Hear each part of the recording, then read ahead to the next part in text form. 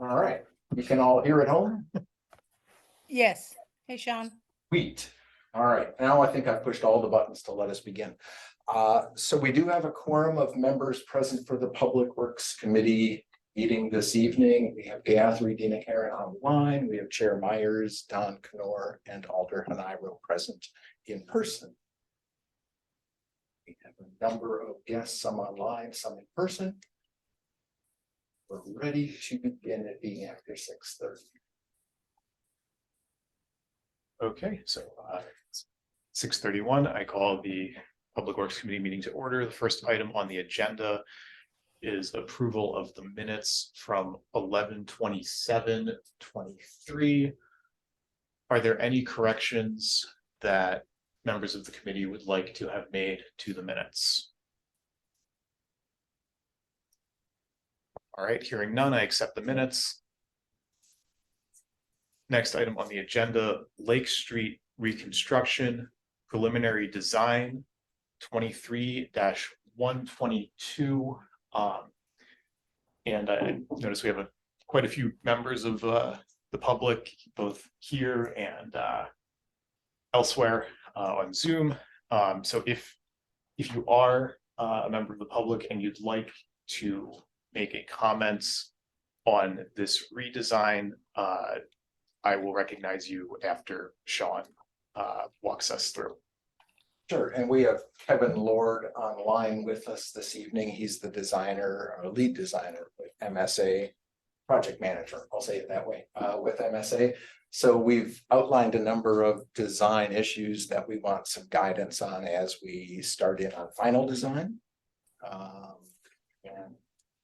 Maybe the easiest way is to walk through them from utilities first and then roadway elements and end at the lakefront area, which I'm suspecting is of most interest to most of the neighbors. But I think there'll be elements of interest beyond that too. So first off, actually, let me go to the drawings first.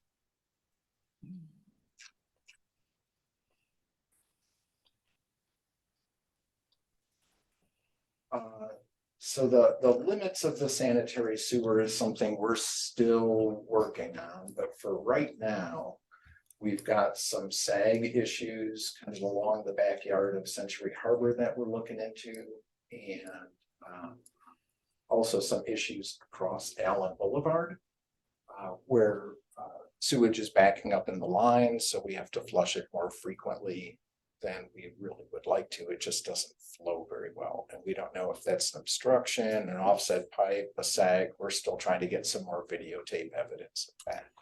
So while we drew in what we hope to be pretty conservative limits for replacements right now, we're still working.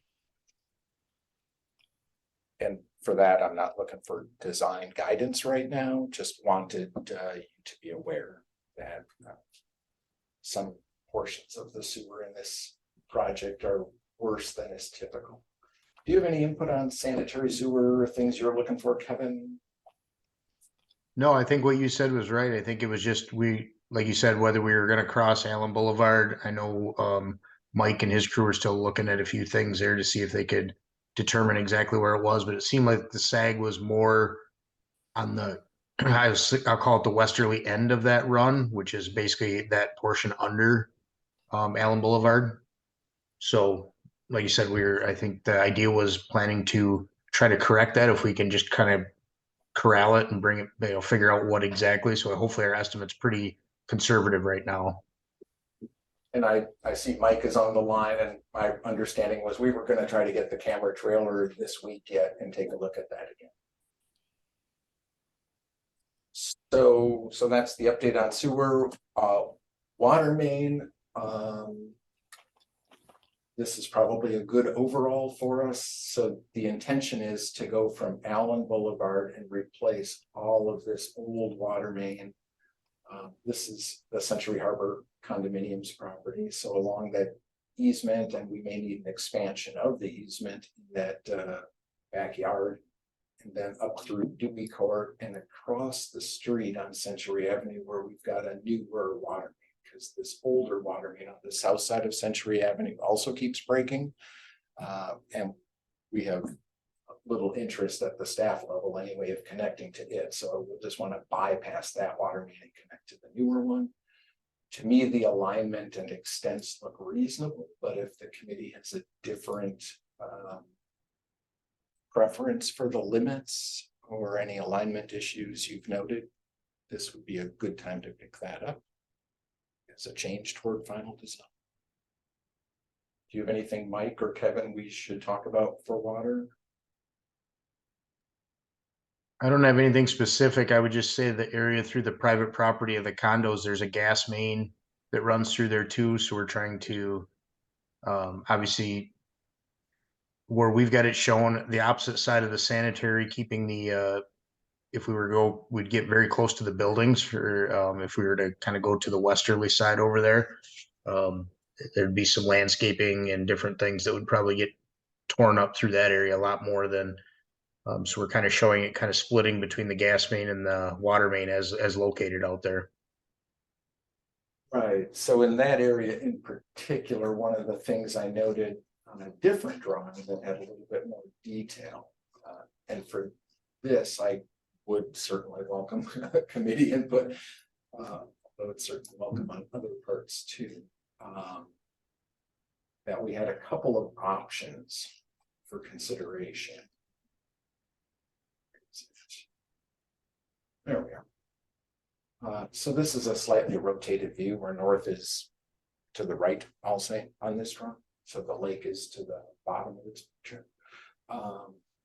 And you can see kind of shaded with the purple dashed line is what's shown as a 20-foot wide easement. Elsewhere, it's been shown as a 25-foot easement. So we're still trying to pin down exactly what that means. But in any case, as Kevin just mentioned, if we want to avoid the existing water alignment, which is, this is actually a letter double, it's just upside down, and avoid the existing gas main, it's kind of shooting in the middle of that, or we need an extra 5 to 10 feet of easement area in which to build this water main without killing the old water main, right? That would be option one. That's the one that's shown. And it requires additional easement area. The other option that we considered was, because there's only one building right now being served directly from this water main, an option would be to build part of the new water main, run a temporary service over to that building, and build the new water main in the same alignment within the easement, just tearing out the old one as we go with the new one. And then when it's live and safe tested, got pressure test and everything else passed, then we'd reconnect this one building service, get rid of the temporary. So that's a different option. It probably has a somewhat higher construction cost, but it wouldn't then require that additional easement area. And then the third option is everything else failing and or the timing just doesn't work, to not replace this piece of water main, which is not at all the preference of staff. Wanted to put it on there as an actual option if we just can't figure anything else out, or economically nothing is viable. This can be pushed down the road to a future project, future decision. So Sean, the Option three. added cost is because of the temporary water main? It would take the temporary, we'd have to connect it with temporary water main, and I think some of the sequencing might get a little bit different. We haven't looked into that yet. What are the cost of the easements for taking that other route towards the lake? Not yet talked with the condo association, so I don't know if they have a favorite among the two or what their price for additional easement would be. Because that might balance against the added cost of construction. Yeah. I like the idea of utilizing the existing path of the water main, the existing water main, doing the temporary thing. It seems, I do like that in Seems theory simpler. because it seems more efficient, you Yeah. know, instead of a dead main and a live main. It gets a little bit tougher in construction. it's just a hose, right, that runs across the ground at temporary service. Yeah, 3 garden hoses. 3 garden. No, it's more than that. Sure, yeah, Yeah. but it could be above ground. I mean, it's warm weather, it's not gonna freeze, so it doesn't have to be buried. Well, I would save money too if you could do it above ground. We're clear of the sanitary in there. We don't have these or conflicting issues. Well, we're reasonably close to the sanitary, but we have good offset. Did you ever measure that, Kevin? Is that more than 8 feet or pretty close to 8 feet? I believe it was between like 8 and 10. For the most part, I thought it met DNR distances through there, so I don't think there was an issue there. Okay. Okay. Because that would be the other reason to take it the other way. Sure. Well, and even if it's not exactly 8, we could massage it a little bit. So you're digging a trench. So, okay, That would be my choice, doing the middle road. all things And being Sean, equal. The Yeah. cost estimate doesn't include the easement. We don't have a cost We for have no that cost yet. for that. That's correct. So is there a consensus on that we pursue sort of option 2 if that works out well enough? I think 2 is a good idea. Hmm. Especially since we have the giant unknown for 1. Maybe the condo complex would give us these. Sean, do you know, are there any trees in this area that would need to come out? I'm looking at Well, Google there's, Maps, but it's very old. yeah, there's only this one from the survey, but it wouldn't be proposed for being, removed. Okay. Or affected. The only other one, if you look at an aerial, it looks like there's another one on the east end that's close to the fence. Before you get to Dewey Court, or I guess it'd be the north end, I'll call it. Oh, here. But it's just a stump. It's already been removed, so there's just a big stump there now. But the aerials kind of show it as a. It looks like a tree there on the aerials, I guess, but it is just a stump now. And is this a terrace tree right by the curb of Dewey Court? I believe so. Because that would be sort of either way, right in the way. We could replace it, but I don't think we could reasonably expect But to if it's save a that. stump now, it's already due to be replaced. It should be removed anyway. I think Kevin might have been referring to one that's a little further off the Yeah, right of way, like Right there. on private property, maybe. yeah, it's right on the edge. It's on private property right by the fence over there. So yeah, kind of where your hand is. Yep. Yeah, and that shouldn't really be in this easement anyway, because we have a sewer line right under it. We don't allow trees over the top of our wet pipes for exactly that reason. Good to know though. It looks like on the south side, there might be something too. I don't know what it is. I always thought that was more of a row of bushes. There's a couple small trees in there, I believe, in amongst the bushes. Okay. The one that's further west might be right at the edge, but if it's really small, we might be able to skate by too. Okay, well anyhow, so final design will pursue with option 2 in mind. The next decision issue that I noted really was about storm sewer.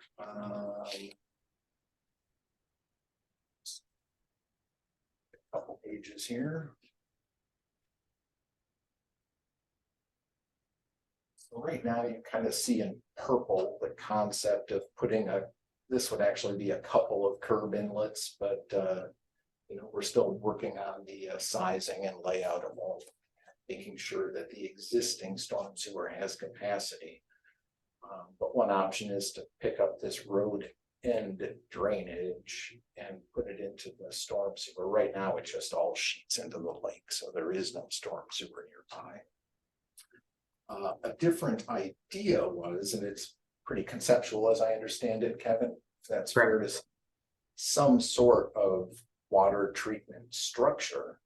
So this would be like a storm scepter, vortechnics kind of thing. So it's a big underground manhole that separates out grit and oil and those kinds of things. It requires periodic maintenance. but it can have some water quality benefit to it. An inlet with a sump also has some water quality benefit. This is a pretty small drainage area heading to this though, right? Yes. So this would be a pretty small structure if it were gonna be that kind of structure, because there's just not that much area. We put one in off of Parmenter Street, on the east side of Parmenter Street, south of where Food Concepts is, this place called Parmenter Circle, I think it's called. And we put one in there to catch virtually Parmenter Street up to Century Avenue, plus a fair part of that ditch that goes behind there, and try to treat that before it gets into Pheasant Branch Creek. That was pretty sizable. This in comparison would be really, really small. And that So- one's working well? It does catch sediment and oils and debris. So it's worth the maintenance, I think. Anything we can keep out of the creek is good. This is really good. So I don't know cost wise or benefit wise if it would be worth a separate storm scepter kind of thing instead of just a sump that can also catch debris but not oils. So that's one question. I don't know, do you want MSA to be looking into something like this that's gonna have a higher cost with it? Or I think we've go heard with storm from sewer? people how concerned they are about lake quality and quality. Sean, That's why council and committees have recommended eliminating the boat launch and instead going with this type of park. Okay. Sean, I was just gonna mention too, that in talking with our stormwater engineer, realistically, we're doing a benefit as well, just by reducing the street width in this area and creating and getting rid of the boat launch, as you kind of mentioned, and creating more non-street areas, because that's where basically a lot of the loading and everything comes from. So there is as Sean mentioned too, with a sump in there and stuff, there is a pretty sizable benefit just with the design of narrowing the streets up and as it is, to whether we can still look at it. The other option, the other item to consider is the DNRs also don't like to add additional outfalls into the lakes as well. So if we can minimize the number of outfalls by going to the north there and connecting to the existing outfall, DNR is usually more in favor of something like that than to create a whole new one as well. But I know policy wise too, so. Sure. Could you look at modeling of the water quality difference between, a couple of sumps or right here, a couple of, a little bit higher end structures? So we could get an idea for what the extra cost is versus what the extra benefit is. But either way, that really could be treated here if it's captured here anyway. Right. And then either way, just discharge to the existing line. Would the other approach run it to that treatment facility and then run it to the north into the existing storm? Well, I'm saying put this treatment facility here Right there? instead of an inlet. Yeah, and then you don't have another outfall. Right. If you put the treatment facility in there, can you put, would there be the opportunity to plant or the proposed trees in that area, or would that Yes. not Because we don't have any other utilities there then. just? So why don't we look at that then to see what potential benefit and cost we'd have for just doing something right at the street edge. As much sense?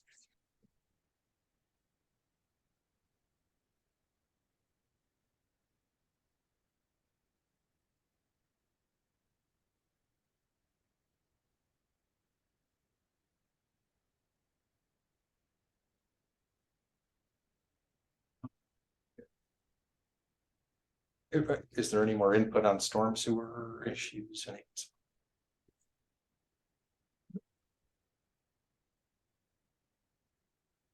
Trying to jump out to kind of an overall again.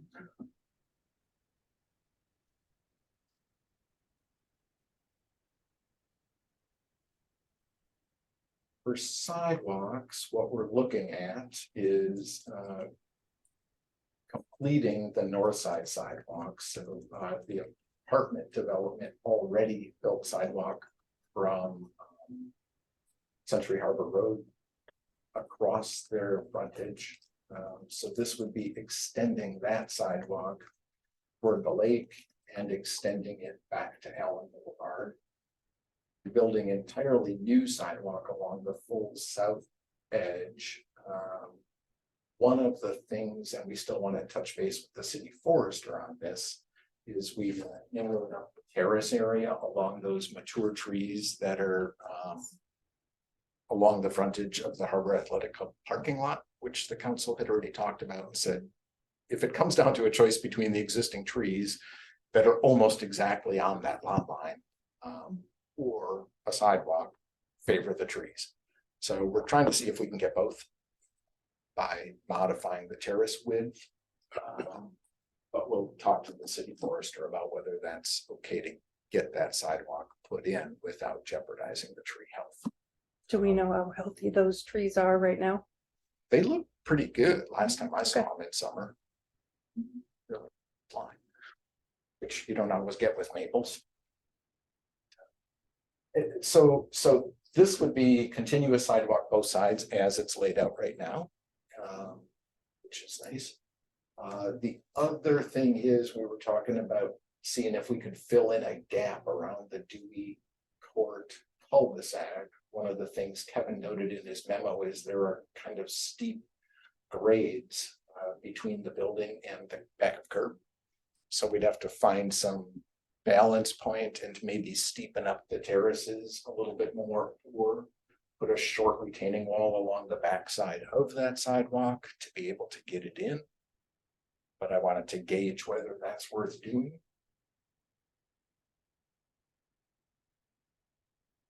Would complete the sidewalk then around the complete loop. Yeah, so it's already on the west side down Okay, to and through the driveway and down around the whole east side up to a point. And then it's just missing this one piece. Is that one piece the city would pay for that? I mean, is there any assessment to be gotten? Typically sidewalk is assessed per policy. But who would, I'm looking at the Google map to see. I don't know if that's maybe two properties that are abutting apart. We'd have to look at that because this is a very strange shape for a right of way.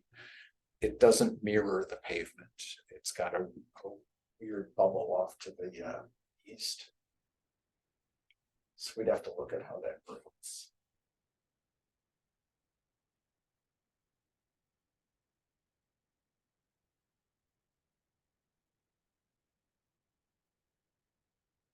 Say that's a nice to have. Yeah, so for now, Yeah. put it in the final design. And, Yeah. Okay. Yeah, I would say so. So Can most, we speak? so Hello? most, is it Kevin? I think it's Bob. Oh, No, this is Bob Stair. I'm over at Century Harbor. And I was on that Dewey Court. I mean, there hasn't been sidewalk there forever. And if it's gonna get assessed to the condo association, which I think we're the only ones that front on that area, you'd probably have a fight on your hands. I mean, I never knew you were thinking about doing a sidewalk there, but that's just my opinion right now. And then if we could go on the north side of Lake Street, if you could move I was hoping to actually get through some other design issues before we opened it up to public Yeah. discussion. oh, okay, all right.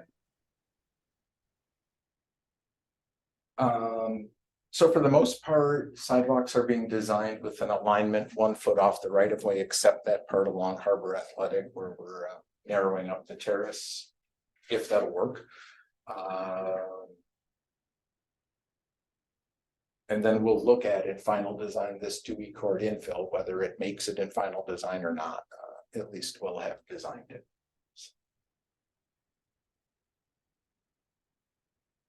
Okay. One of the council directives was new street terrace trees should be proposed, especially along the south side, consistent with ordinance spacing and clearance requirements from other trees, utilities, driveways, intersections, but with an intent of trying to make sure there's shade on the street, which always works against us in winter, but it's really helpful in summer, keeping things a little bit cooler. So we'll be looking at that. We don't have a tree planting plan yet, but we'll see once where we can fill some of those gaps in.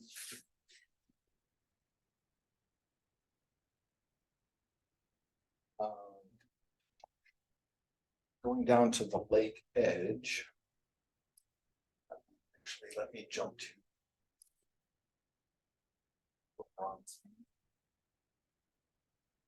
So apart from the engineering drawings, we have some more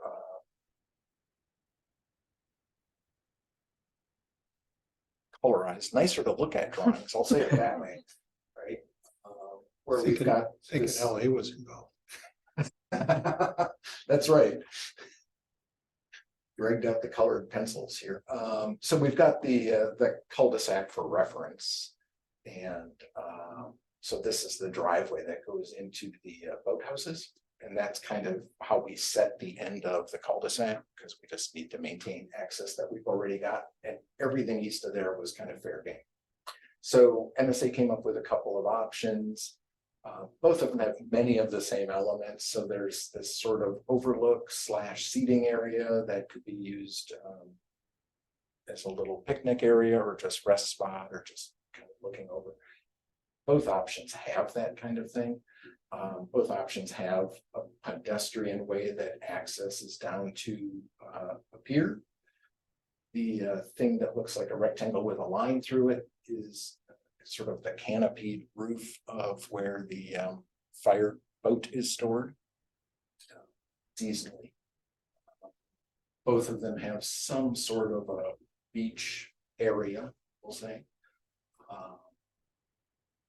And both of them have a curb ramp so that if anybody has a trailer that they can maneuver by hand, they could unhitch it from a vehicle, get it onto the sidewalk, navigate down the sidewalk and get onto the pier to launch their small craft canoes, kayaks, that sort of thing. What's different is option one has this stairway cut out through the retaining wall, so people from the overlook can sort of directly access the beach instead of going around and down.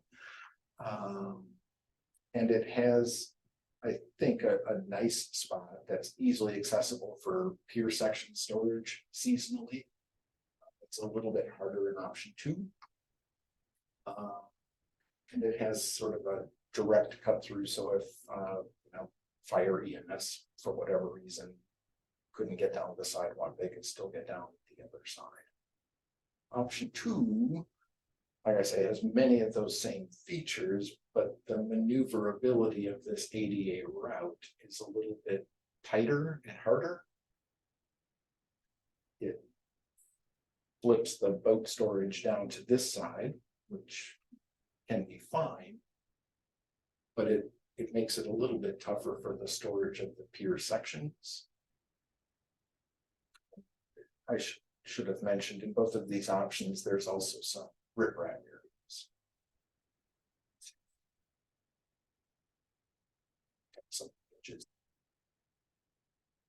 For the most part, staff favored option one largely because it maximized green space and had an easier to navigate access route from an ADA and hand trailer perspective. Also an easy way to get to the beach too from the overlook. Easier way. Yeah, that was, a thing Kylie and I talked about. Full disclosure, I didn't care much, but someone who understands these things did care. So that would be Kylie.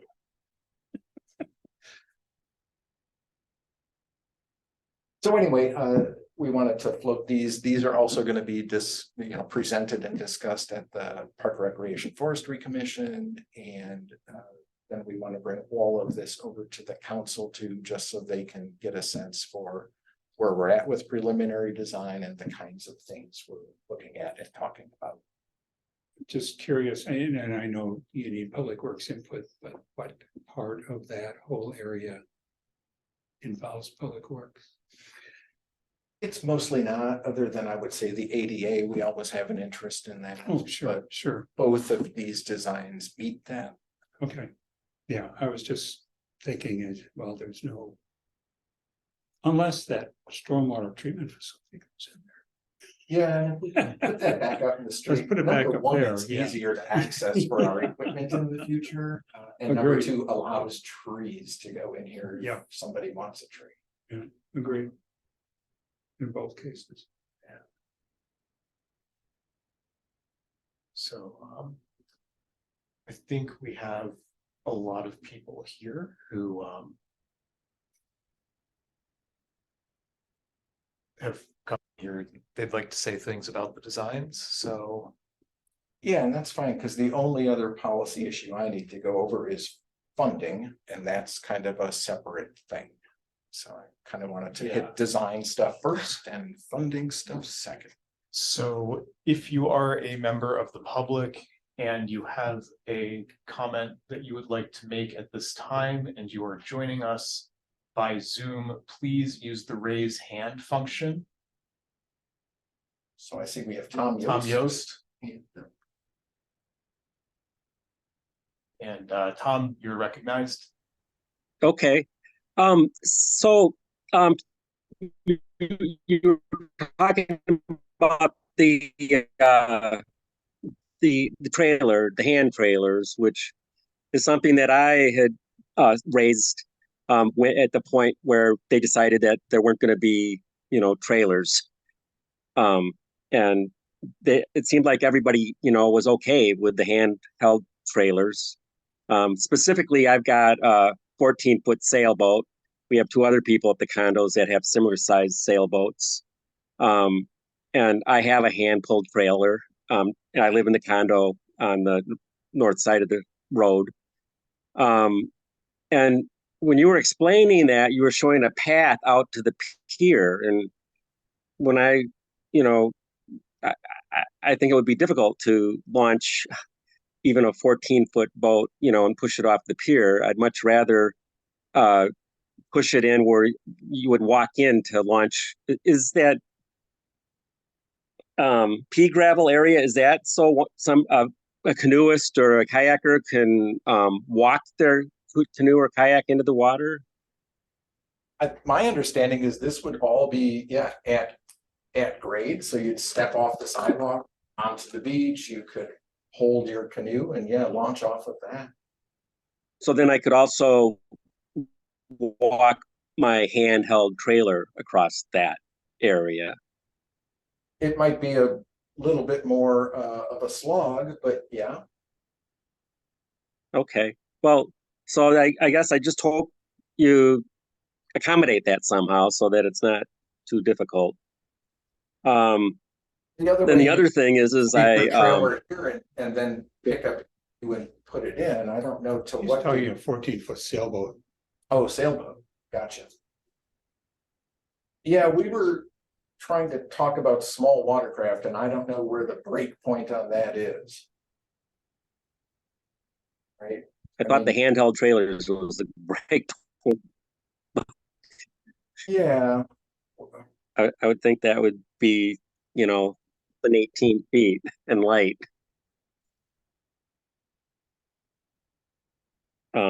So the next point was about the island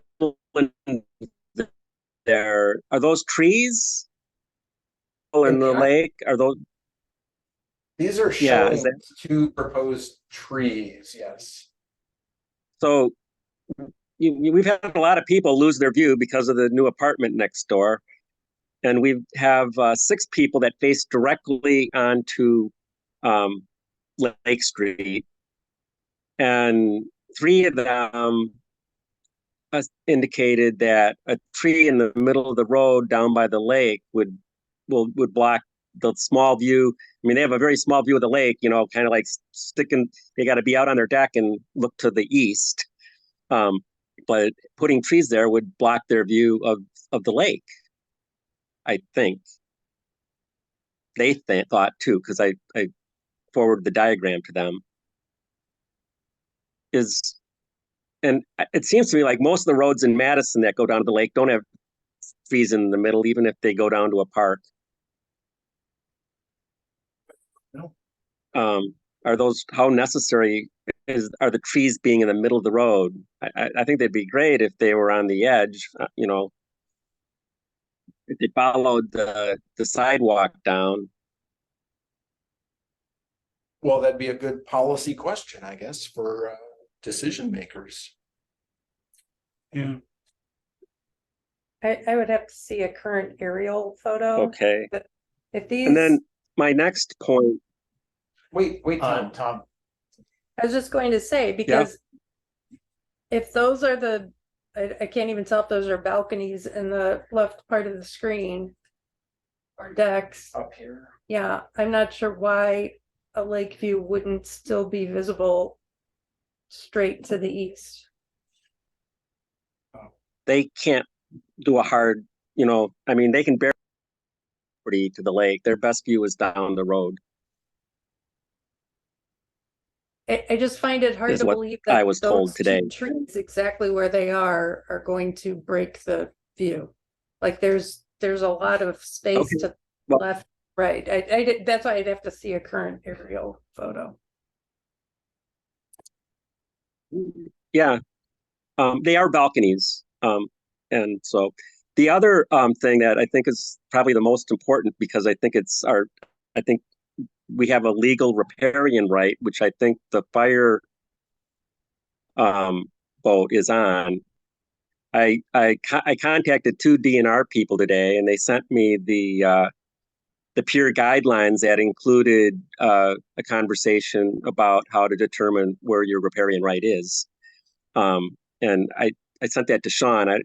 I'm guessing, Sean, you shared that, or were you able to share that? Maybe I sent it too late. No, I sent that off to MSA for refinement as we go. So this is preliminary design, and we intend for it to be changed as we go. So I did over to them to take a look at. So right now, we're just still trying to pin down sort of the option first, so that we can refine it in final design. Okay, so according to my understanding of the riparian right guidelines, that the fireboat is in front of our property, and so in violation of our riparian right. So I think you need to move it away from. You've actually, that boat line, the north side of the boat canopy is right on. I think what was done is the lot line was just extended out into the water, but the riparian right guidelines, especially when you have a curved, you know, you don't have we're not all on the same line, it's like a cove there. And so you can see our piers are at an angle to the city pier. And if you were to extend the city pier out, if you were to extend our piers out, there'd be like a dead space triangle between our property and your property, so that we couldn't there's a little sailboat there, but we're planning on we're expecting that to be replaced with a pontoon boat that would be almost touching the fireboat. And then there would be no way we have every intention to in our regs. That would be. What's that? Tom, I want to turn off your video. yeah, Missed Tom, what you're you said. having connection issues. Maybe turn up video so the audio can improve. Yeah, I'll do that. Let me try to do that. But it sounds like the pier could be angled to be more parallel with the. So if it needs something of a tweak or an adjustment, we'll look at that. But we have every intention of meeting the legal requirements of riparian rights. can I just point out that I asked last spring that somebody just draw the line where that riparian right line is. And this has gone through a lot of different meetings, and that request has been repeated. And it seems like that should have been one of the early determinations in planning the direction of the pier and how close the pier is to the neighbor's property.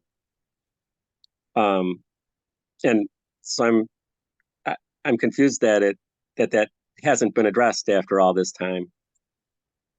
Would you like? And so I apologize for the confusion. I know there have been a lot of design issues we're trying to resolve, and I can understand this is an important one, and we intend to resolve it. Okay. Kylie, do you have anything you'd like to? We'll follow up with Matt Fleming or the city attorney just to make sure that's communicated and hopefully get a response before Mondays. And this has been communicated and gone through, and there's so yeah, I don't want to go any further there. Okay. Yeah. All right. So that's a good observation. And beyond riparian rights, Tom, did you have anything further that you wanted to add, or Yeah, I think just this, just making that determination, and then there's no question, getting somebody who's qualified to make the determination. And I think we could make a pretty good guess at it by the guidelines that I sent to Sean from the DNR today, because it explains them. all right, so nothing beyond the riparian rights point? Okay. That's it. Yep. All right. The next hand I saw was Thomas Polino. Hello, my name is Tom Polino, and I'm the president of the Middleton Boathouse Company. Those are the boathouses right there in that you guys I think you're all aware of. First, I want to thank Kylie and Kevin, who met with myself and Todd Sweeney, who's the vice president today. We had a chance to talk a little bit about the project. When we got the drawings, we were concerned because you really didn't identify our driveway, our access, our egress, and in particularly in concept 2, you've actually got a little grass area blocking our way in and out. So Kevin, I think, kind of cleared that up. Going forward, we would really like to be able to work with the people who are doing the design to make sure that that our access is clear. And we've got boats, that are, you're taking a 25-foot sport utility vehicle pulling a 30-foot trailer. You've got to have some fairly good clearance. And when I look across the street at where the ADA parking may be and things like that, you have to look and see, are we going to be able to get out safely? I think we can, but those are the sorts of things that I want to be able to, have some input on as the drawings get a little bit more precise and we start working on them. We did talk about our water main. You can see there's a small lateral water main coming off. There's a couple going to Tom's house there, and then the one that's going to ours. We don't use the boathouses in the wintertime, and so we have to turn the water off. And right now, the valve to turn the water off from the boathouses is basically kind of a square in the middle of that cul-de-sac, if you will. That's where the water valve is. And we just got to make sure that when this is all taken care of, that we have the ability to continue to do that. I think Kevin was pretty confident that was there, but I want to remind the public works people that that's a separate line. We've got to be able to turn that off so that we can shut the water off to the boathouses in the wintertime. And so those are 2 points. I talked with Kylie and with Kevin about the beach, and we talked a little bit about, I've been there for 30 some years. I know people who have been living in this property in this area, but we're right in this area, and we can tell you that if you used the Lake Street boat launch, if you had a boat and you used it over the years, that what happens about midsummer is there's a large accumulation of weed and fish carcass and things, which then begin rotting, and it gets pretty nasty in that area. In addition, the water immediately off of there, if you've actually had to go into that water there, the water is muck, and it's muck up to your knees. And so the concern that we have is the design of trying to think of something like a beach in that area that we just don't really feel this is going to be a good idea. It's going to, if it's pea gravel or something, it's going to trap detritus from the lake, and it's going to start smelling. It's going to be kind of nasty. We really think that if this is the project that you guys want to do and you want to go ahead, regardless of your drawings, that you abandon the beach concept and go with just straight riprap, which is has been used on Lake Mendota forever. And it washes clean, it's DNR compliant, it's safe. And then I would probably just put a second pier up over in that area on the south side, closer to our property, so that there would be double access. But I think, and Kylie was saying, yeah, we don't really have the resources to keep this area clean. And I appreciate that. But having lived there for a long time, I can tell you the kind of stuff that washes up there and that will wash up there is pretty awful. And then, that's going to happen in the wintertime is the ice is going to come up. It's going to grab the gravel or whatever's there, and it's going to pull it right down, and you're just going to be replacing it every year. So I would ask you guys to reconsider. I know this isn't public works, but reconsider that design and start thinking about what's going to last, what's going to be the least amount of work for public works and for the city to manage over the extended period of time that we hope that this park is going to be there.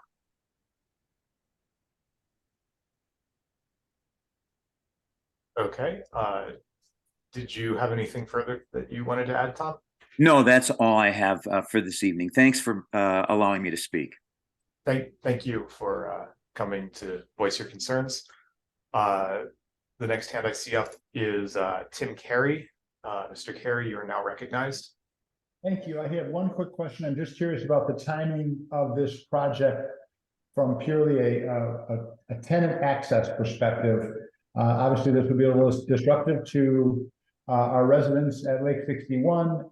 We understand it's going to happen, and we're certainly good with that. But I'm just curious if you have any feel for when the project would start and what the duration of it would be. Well, the funding question might influence some of that, but our overall goal is to get this bid in late winter so that we could award it in early spring, and that allows us then some flexibility between late spring and early fall. If there's a window that's preferred by the neighborhood, I think we could reasonably work with that. I don't know. I'm not seeing Kevin's face right now, but I don't know, Kevin, if you've given scheduling a thought as to the duration of this, but it feels to me like probably a 3-month project. Does that seem about? Yeah, that's what we were kind of guessing, depending on some of the park improvements or different things like that. But like you said, we were kind of guessing 3 months, and we were just kind of going with the general dates that you had so far until we kind of had these discussions here, I think. Okay, so that being said, Tim, is there something that works better from your residents' perspective between late spring and sort of early to mid fall? Okay, thank you. I'll have to consider that, and I appreciate the thoughts. Okay. All right. Ryan, your hand is raised. You are now recognized. Hi, thank you. This is Ryan Farrell, and I live at 2821 Century Harbor condos, and I am in the position of the Commodore, who is responsible for the boat docks there on the lakefront at Century Harbor. And I'm joining a little bit late, so I really want to I don't know what else has been said, so I just want to not be repetitive, but as Tom mentioned, I'm concerned about the closeness of the emergency boat canopy and the pier to the property line there. If you look at that concept 1, there's a really small sailboat on the close edge that's kind of faint to see, but we expect a larger pontoon-sized boat lift going in there. So it'll come quite close to the proposal where the canopy is just a little too close for both of those to be easily accessible. That's the first concern, is just creating adequate space. Second question is about the sidewalk on the northern end of Lake Street. I took a couple pictures and sent them to Mr. Sosky earlier this afternoon. And as it currently, the curb, there's that green strip of grass that, and there's plantings, arborvitaes, and a couple of trees, and our fence goes along that line, that northern boundary. And I just can't tell if the sidewalk is intended to be like immediately adjacent to the fencing there, or if there's, because that could, if that needs to be dug out and paved, it could harm all the plant life that's creating kind of a privacy barrier and just nice greenery in that area. That's my first concern about that. Could I get the spelling of your last name? It's not on my screen. Yes, it's Farrell, F as in Frank, Arrell. Okay, thank you. So for sidewalk, we normally design that 1 foot inside the right-of-way line, so the back edge of the sidewalk is a foot clear of the property line. Okay, all right. Okay, couldn't tell from that rendering, but I appreciate that. The other question, I'm not sure if there's any plans to have sort of a place for trash and for recycling possibly in this area.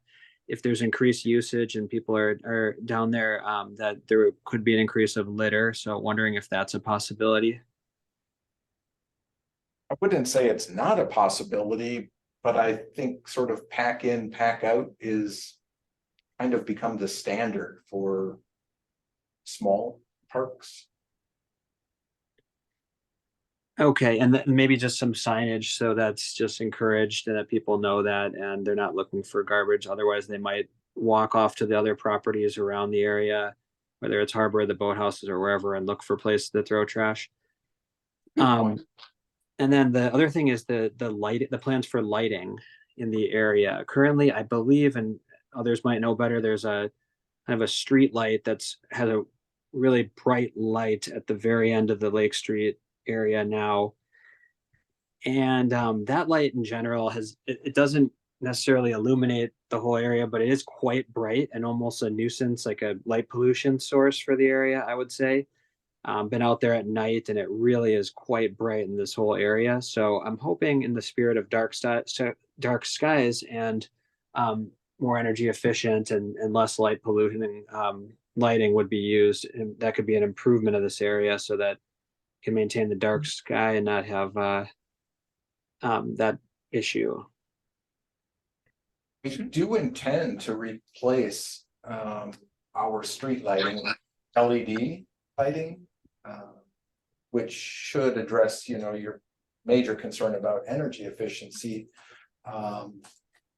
Many of them are adaptable with house side shields, so it'll keep most of the light over the street instead of into a house. But beyond that, the height of them is what gets us our best light distribution. So from certain angles, they're still visible. If that makes sense, am I describing that right?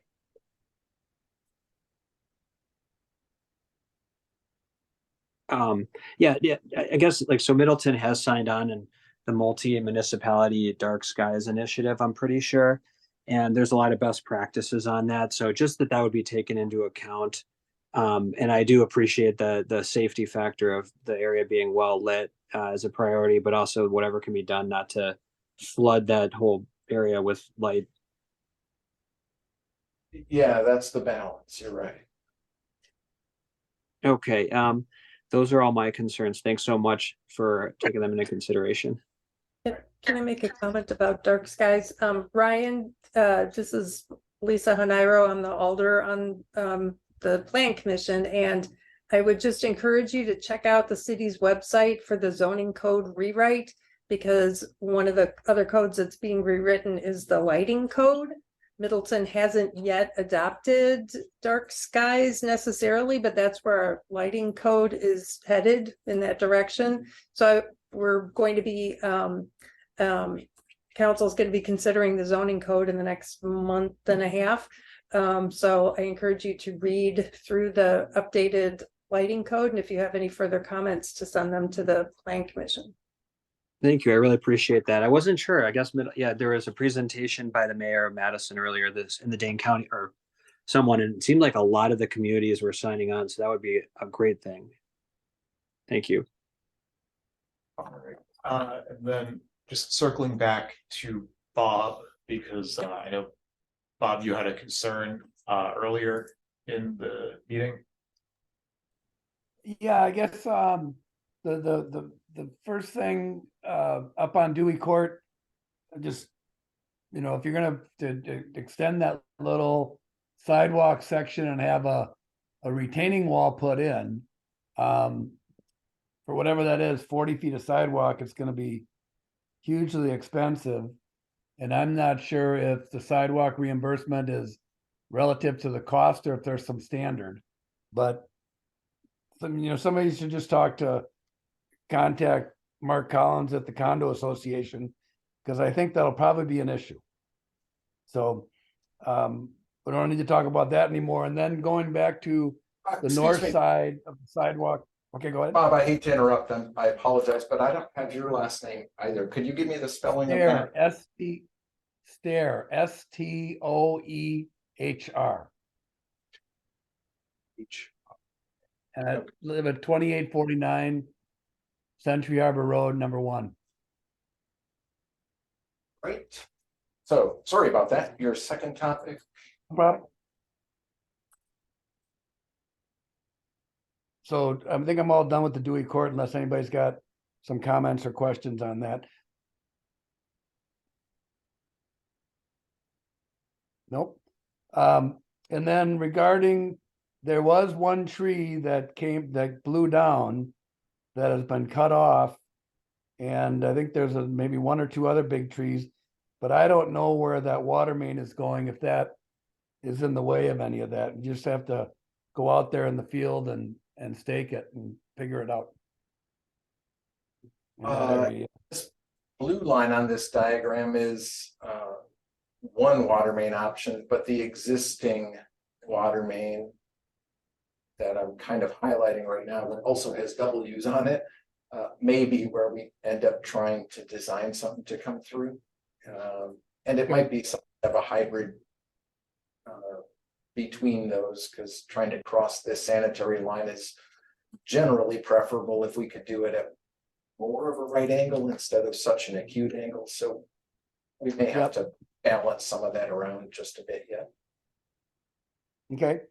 And then my next point was down on the north side sidewalk on Lake Street. Okay, let me back up a sec here. Okay. So the question is, right now, from the existing curb, where would, how far in would the sidewalk go? The inboard side of that. So basically what Ryan was talking about with all the shrubbery and looking at the grades, there is also quite a bit of grade. So basically, if you're saying it's a foot, what was it? The sidewalk is a foot away from the property line? Correct. So But this gray shaped area. Oh, go ahead. Pardon? Oh, go ahead. Relative to the existing curb, how far do you think that sidewalk would be to the north? Sure. It varies a little bit, but in this drawing, do you have this available on your screen or did you phone in? Yep, no, that's up. See it? Okay. So the gray shaded Yep. area is representing the proposed sidewalk, which by our standards Okay. is 5 feet wide. You can kind of see Okay. this 3-line cross-hatched area that represents the existing curb and gutter. So I'd say kind of south half of the proposed sidewalk is about where the curb and gutter is now, and then another 2.5 feet, give or take, behind the. Okay. Well, current. yeah, we'd have to take a look at that. I don't, it'll still affect part of it, but I just wanted to, I mean, that'll be a discussion from the condo association, because they love their shrubbery. Well, that's good. So now, because I couldn't figure out where the curb was, so that definitely is helpful. And I'll go take a look at where all the shrubbery is in relation to the existing curb. And then my next point was also regarding what Ryan was saying about, well, and Tom was talking about the riparian rights, but I'm not sure what the rules are on that. But I pretty much can say that the majority of the condo owners' preference would be concept 2 instead of concept 1. And the main reason is that, I mean, currently the rescue boat is in that location. It's a similar location. So, and we've sent this out to a lot of people, but that was just today. But I would imagine that it's pretty much going to be unanimous that we'll have in favor of concept 2. That's all I got. All right, thank you, Bob. Does anyone else on the Zoom have a comment that they would like to make at this time? Thank you very much. Appreciate it. All right, hearing no further comments from the Zoom, would any members of the public here today like to make comments? All right, please say your name. I'm Sarah Johnson from Harbor Athletic Club, and I have a question about the sidewalks. As you know, we love those maple trees there on the south side by our parking lot, and it looks like there's also some trees that are going to be cleared a little further down towards the lake. So there's that, and then there's kind of like a space issue, right? It's a little tight when you get down towards the lake for turnaround. And then also cost. I mean, the sidewalks, I think alone totaled like $130,000. So I was wondering if there's any consideration of just doing a sidewalk on the north side all the way down rather than both sides. So that'd be my comment slash. So trees, yes, the council specifically asked that these trees that are pretty much right on the property line / right of way line for the road be preserved. So whether we can add a sidewalk or not add a sidewalk, the favor is to the trees. Beyond that, the guidance given was to try to add shade trees where we can get the opportunities consistent with our ordinances, conflicts, whatnot. So you're right, along this is kind of the north end of Middleton Beach Road. So it's Lake Street right of way, but it's also Middleton Beach Road right of way. Along there, there's a line of, it looks like evergreen trees of some sort. And the sidewalk would be proposed through those, because trying to get around them effectively would mean that there is no sidewalk. So that's a fair question, but you're reading that right, that these trees would be removed and then ideally replaced with shade trees. And then it looks like we don't have trees for a bit, but the goal would be to get some trees in along those terraces too.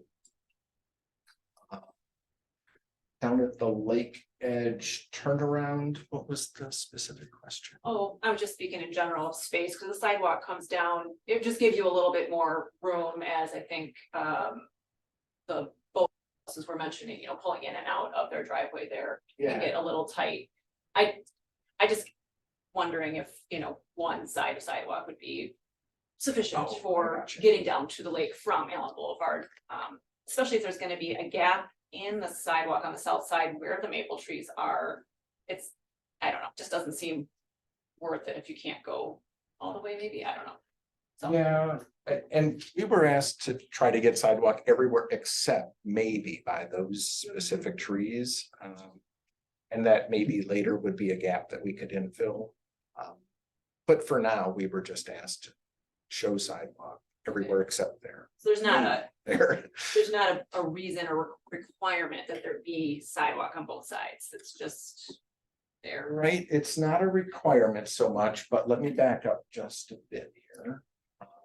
So again, this is Middleton Beach Road.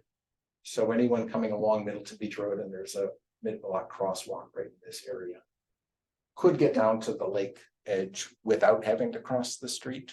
You know, if we had sidewalk from Middleton Beach Road over, regardless of whether we had sidewalk here. And anybody wanting to get into or out of Harbor Athletic Club from Allen Boulevard on foot also wouldn't have to cross the street if they were coming from the south. Sure. So it still does connect some things, even if it along Lake Street isn't connected.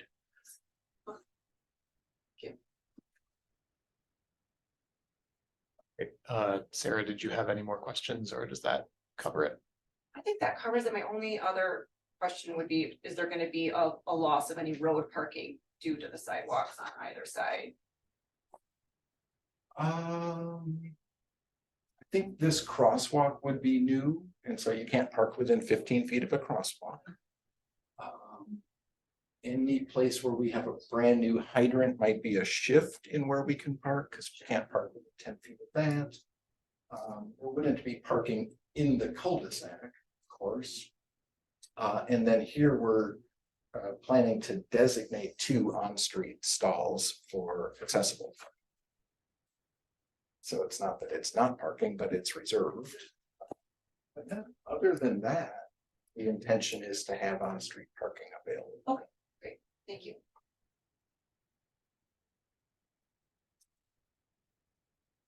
All right. Any other members of the public here tonight? Please state your name. Tom Carmen, 6053, I'm sorry, 2623 Middleton Beach Road, that's my residence. So on the property 6053 Lake Street, which is the only property with the residential property with the drive down there by the cul-de-sac. I provided some written comments. I don't have to go through all those unless there's specific questions, but I'll run through some general stuff that I've been hearing and maybe speak to if you don't mind.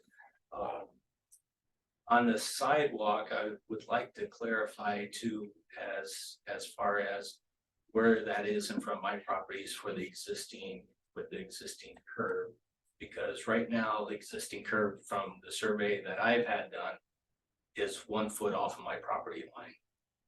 And I'm not sure, it looks like here almost, if I'm getting this correct, the sidewalk is actually would be encroaching into my property based on what I know of the survey and the curb. So I'll look for input from Kevin on that, but as far as I know, they surveyed the existing curb and these property irons that represent corners, you know, rights of way / private property. And it looks to me like this curb is more like, I'll say 3 feet into the right of way. The intention would be for the sidewalk to be 1 foot into the right of way. I would probably start losing trees there that are extending. Branches off of trees would be cut back severely from what's there. They go up to the curb now for screening, but what I would ask is on the dimensions on the road width, it's quite wide. A lot of the street is quite wide, and we're able to store the piers on both sides and have parking, and then still have traffic flow through. So I'm having a little bit of a disconnect why we'd be encroaching on anything that's green now and not keeping inside of the existing curbs. I think part of it is almost the entire right of way down here is paved now. But there's no sidewalk and there's no terrace areas. And so when we take out 10 feet for sidewalk and something in the ballpark of 15 feet for grass, suddenly we're up to 25 feet of sort of non-road. Right. So I'm okay, you have the terrace there. Right. So there's green space in which we could put a terrace tree. Right. So yeah, I'm not, if we can double check that though, because from my knowledge of the stakes that were done, if that sidewalk is on this side of the curb, it's encroaching or quite a bit into what I have. So Kevin, could you make a note to have the surveyors double check that these black circles are representative of property corner monuments? Yep, yeah, I'll double check that. I'm pretty sure they are. I think that's what we've got on the north side, and that I think we found some up there and everything too. I'm not sure if I see on here real well. I would say based on like some of the aerials and stuff like that, I would agree there could be, because I believe there's some arborvitaes that are right along the property line, basically kind of here. And I don't see them on here, so I'll have to look and see, but I would think that there could be like you said, I would agree that there could be some trimming of those if we go back to the 1 foot off the right of way line as Oh, shown. Yeah, and This then, looks like a symbol for a guy wire to a utility pole, doesn't it? This little line with a little half moon. That one I would say it is, yes. So there And I must don't know be. if that's that pole to the Or south of some- it there. And it's just right, so there's a rotated. telephone pole and then the guy wire is right on the corner. It's like a foot off the curb. Oh, maybe it's rotated. Maybe this line symbol belongs with this pole. That would be my guess, yes. Gotcha, okay. But I don't know for So- sure, but that'd be my guess. So I just asked that we look at the portion of the street and try not to encroach. Harbor Athletic or the condos had the same concern of trying not to encroach on existing green space if possible.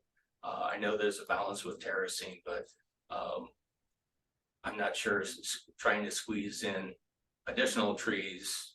Maybe the sidewalk is right at the curb, you know, at that point. Closer to the curb with less green space. So We can take a look at that. Part of why we want some terrace area too is for snow storage, so every time we plow, it's not getting onto the sidewalk. People tend not to like that very much. yeah, I'd be clearing. So, yep, goes by yards. So, that's just something that I appreciate you taking a look at. On the lighting, like, Mr. Farrell raised, I thought I didn't have this in my comments, but I wanted to raise it. I wonder if we shouldn't be considering something more like street lamps on this street, which would be much more conducive to a walking environment, and light would be lower down and shining down. I think it would be aesthetically, it would look a lot nicer. Right now, the way that the street lights are, they are spaced out fairly far apart. And they are bright where they are and kind of high up, so they do shine in. But there's dark spots on the street, quite dark stretches, like from the corner down to the landing. That's all dark. So it's very dark. So I can see, you know, terrace is beneficial for that, but and I know this is balancing. Sidewalk is probably pretty important. Residents, single family residences on the south side. Because that speaks to residential quality. So I was looking for sidewalks on that portion of the street on the south side. Okay. Yeah. I understand the concern to balance, you know, going further west on the street. So for sidewalks, so sure. For lighting, we've been trying to standardize as best we can on our LED fixtures, largely because we have so many throughout the city right now, we can't stock them all. Sure. But when lead times get long, replacements become not only expensive, but sometimes just not possible. That's just items to propose for your thought, and however you have to make your decisions. Sure. On the driveway to 6053 Lake Street. By the way, I'll back up. Just overall, I overall support all the plans all the way for the street and the lake edge. It's a very thoughtful and is a strong basis for proceeding. Appreciate the work. On the Lake Street property, 6053, right now, just the way that the curve and elevation is that in heavy rains or if there's ice buildup, the water, and I've swaled in front of the house to try to divert just as much as possible, but a lot of water will run right into the drive up to the structure, and it's on a crawl space and it'll go underneath, and sometimes I'll have to pump it out. But so I can, in heavy rains, I will get basically a river going right into that drive. Oh. So on looking at your elevations, and because the crown of the street there is very high compared to the edge and so forth, and maybe it can be a lot cured by the apron, how the apron is structured and so forth. So of course, it's an interesting question. So you'd be advocating that we lower the grade of the street here to make the road lower than your property. Yeah, I don't know what the cure is, Sean. I'm just kind of raising what I experience right now as an issue, and hopefully we can work that to be an issue. You know, Kevin, or could you look into whether that a lowering of the road in some way, and I don't know by how much, so as not to. We probably have plenty of cover on our sewer, right? And I think we could get plenty of cover on our water regardless of what elevation we chose. So it would come down to some of these other interface lines. If we could pick up a little bit of grade by lowering the road. There's quite a bit of drop between there and the end of the street. Oh, I believe that. It- The question becomes, does it mess up somebody else's driveway? Right. Well, I think it would benefit both us. Well, yeah, you're transferring more water down, but hopefully catching it in your storm grates to put into your central structure. And maybe that speaks to the location of the storm grate, before it gets to the boathouse entrance or something like that, if that's gonna be. Do you have a scale of the problem, Tom? Is it 6 inches? Is it 1.5 feet? If I leave the ice go or at all, or don't make sure it's down to clean pavement, and we get a rain when it's frozen out, or I will get water going up to the structure, coming in the driveway and going up to the house. So I have to keep ice off the street, clearing out the asphalt, because it'll push right if we get a rain at that time, whatever size it's over there. Well, see once, Kevin, if we can drop grade here without messing something else up too badly. And maybe it's how we construct the apron. I don't want to drag out that detail for you right now. Just want to put it on the radar.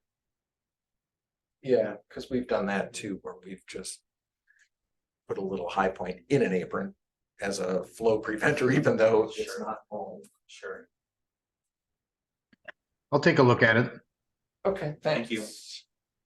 I think, you have on your radar to maintain the existing trees as much as possible. I would say also, the trees, the evergreens in the cul-de-sac at the end of Middleton Beach Road were approved years ago for screening from traffic and noise for the us residents and stuff. And so there was kind of an intent for those being there. Those evergreens as they are, and there's some maturity to them. And there is a hydrant there, right? It kind of in the way now too, so I don't know if you're gonna have to move your hydrant anyway. Or the Or one you that's- can go with yeah. It should Because be. it's right where I don't know, it's a little confusing to me. How you're gonna work that anyway, and once you wanna be on the other side of that somehow. And it's a street width conducive to it, I don't know. Looks okay at first blush, but if we have to shift the sidewalk a bit, I think that's doable. Do you know when the city approved these? Because we also have an ordinance prohibiting evergreens in rights of way.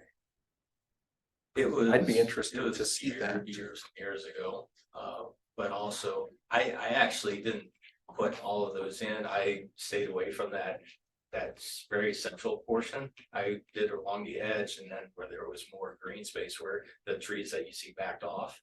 But at some point, someone on the city staff came in and planted all the rest. And put them in. Well, I don't know if it's Penny or what, Sean, so. But. I'm just thinking, Maybe they can come on, be replanted on the inside. I think if the city wants that, that would be a better trade, because To come on the inside, sure. it's almost impossible to get a sidewalk alignment that makes sense through If here. we can flip them on the inside, that's fine. Some of them, we'll just try to save as many as we can. The Okay. more mature ones that he has, so. Something I was wondering about, and this just might be pie in the sky, but I've often wondered about trying to break the amount of traffic that comes all the way to the end of the street. And especially since we have a cul-de-sac area with offloading, loading and stuff in the park activities. If a middle of the street structure kind of midsection about where we are here on the diagram wouldn't be conducive, if in like a roundabout or an area where there could be a little circle for traffic to turn around and get back up the street, instead of going all the way down to the cul-de-sac. I did pass on a diagram with, you know, where maybe the area of trying to plop something in there. But it would slow traffic, it would slow, because a lot of times people just fly around that corner for one, traveling down I there. read the thought, but a traffic circle here probably wouldn't effectively help drivers turn around. I mean, any more than trying to make a U-turn, we'd have to, number one, get rid of parking on the street without any question. Right. And even area then, there would be only some vehicles would really be able to make that turn. People would be far better off if they were interested in turning around prior to getting to the end of the street, to just do a Y turn at Century Harbor Road. You know, just pull in, back out and turn around. Yeah, and I thought, you know, maybe it's in conjunction with that, because you had a speed bump kind of on the road trying to achieve some slower traffic. And it's a thought. I just thought I'd present it to you for your consideration, but if it worked in alignment with you know, the Century, or, you know, further down where around the cul-de-sac there where there are no trees yet, kind of in the corner, you know, maybe take that jut out a little bit and it still works. Well, this is a driveway, of course, to the apartments. I know it's difficulties, but Yeah. to me, it sections the street and would make the east end of the street more quiet and park-like for pedestrians or people walking down there, so. Sure, I tell you, on this street, being a dead-end cul-de-sac with relatively light traffic, I wouldn't advocate for trying to put a circle in the middle of it. That's what I figured, so. I did jot a question as to whether the city wants a speed hump in here, because I think part of what the council directive included was looking into a raised pedestrian crosswalk I here. was gonna ask you the Yeah, same question. that was- Yeah. To get drainage through here, we'd have to run storm sewer up this way, and put some inlets in on the high side so that we didn't capture water. So we could do that. It's gonna take a little bit extra storm sewer work to make that happen. The option would be, if we're concerned that speeding is an issue on this stretch of road, to put in the speed hump near the crosswalk, but it would taper off at the curb edges to keep drainage along the gutters. What about if the raised crosswalk were further up by where Harbor is, where people cross the street from the parking lot to get over to the harbor? Sure. Took the question right out of my mouth. It looks like we still would need to pick up drainage on the high side of this crosswalk, so we'd need an inlet here and an inlet here with storm sewer that connects to something, maybe over here. We'd have to take a look at that, so it would require, yeah, installation of some extra storm sewer to make that work. I think it's a good idea that there's mechanisms to try to slow down speed on this street. Yeah. And however you can do that, and I thought one way would be some very small circle. I understand your concern, and you know, maybe speed bumps are appropriate places, but it's really that stretch after where you are right now. Some people will pick up speed and then Or come on around a straightaway. Yeah. Right, because part of what we'd have to look at too is if we raise this 6 inches, do we get down prior to the driveway? I think you Westbound, would of be course, causing people are heading to a congestion. stop sign. I think you'd be causing some congestion and stuff, concerns probably, you know, back up to the intersection. You know, the turn on. It's a little tricky with driveways, but I think we could make it work if that's what the city wanted.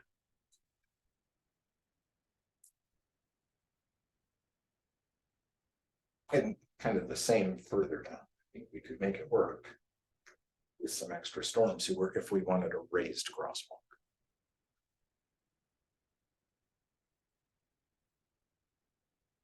Is there input on that? Should Kevin be doing something?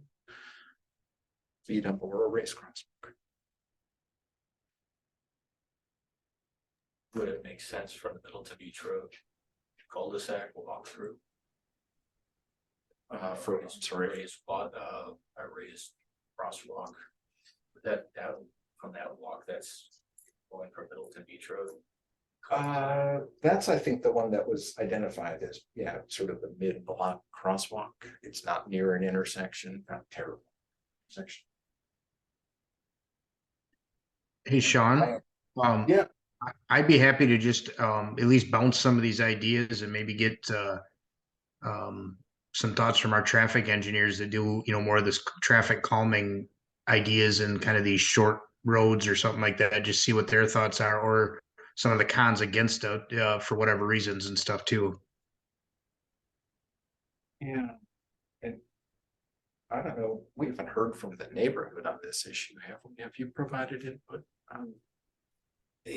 Not, well, just on what I wrote, but over the years, we've had concern with speed on the street. It's, yeah, and really, it's kind of a blind corner at that turn, and people will hug that curve and fly down there. So having the sidewalk and the terrace is going to help create some distance and hopefully slow people down, but still, people would fly around that curve and down into the middle of people using the landing.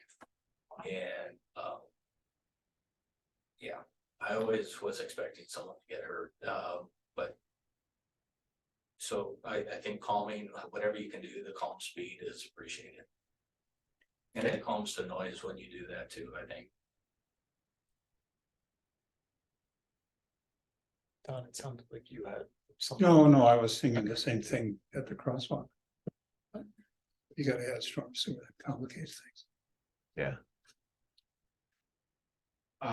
So am I hearing consensus? We want to Yeah. see a raised crosswalk with some Yeah. storms? See what it would take. Yeah.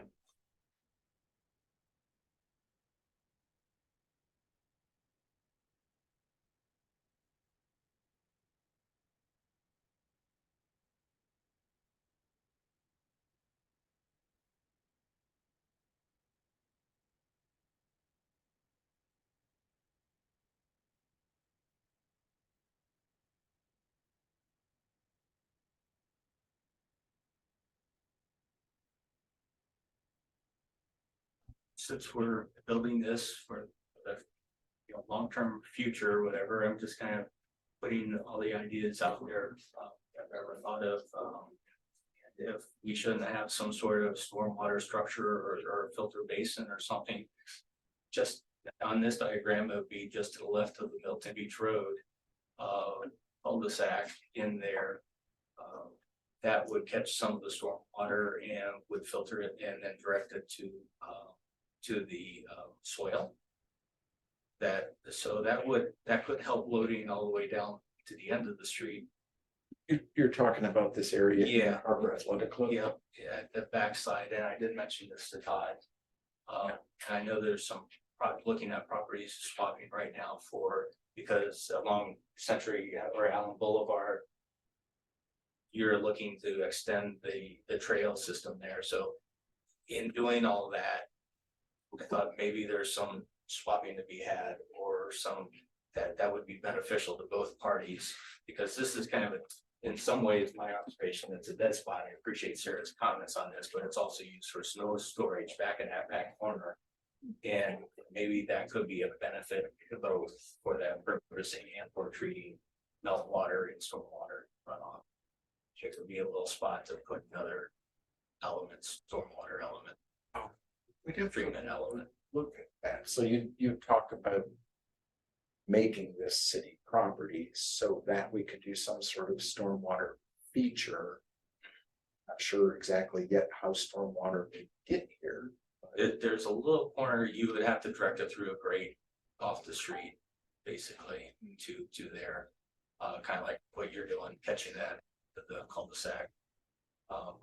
But on one of the overhead satellite views, I kind of drew a circle on where that might go, and it does overlap with a little jutty parking spot for a little bit pavement that they have right now and then green space. So. I don't want to speak out of turn, Sarah. Okay, we just can't lose any parking. That's really our main concern.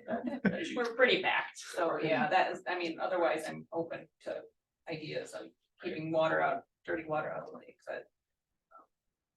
And it seems like with the size that you're talking about, Sean, it might fit nicely there. Well, it might fit in the right of way too. We'd have to double check that. I mean, right now, we're just talking about adding some inlets here anyway. If there's grade, maybe they could be directed this way instead of to the storm sewer on the north side. Your grade is Maybe. almost, you could almost go directly into the swale and then have some in between. That's what I'm thinking is it would be difficult to get, Yeah. to actually get treatment that- because already it would be in the swale. Actually, that swale would benefit from some water flowage flowing through it because it's pretty stagnant right now. Look at that. Yeah.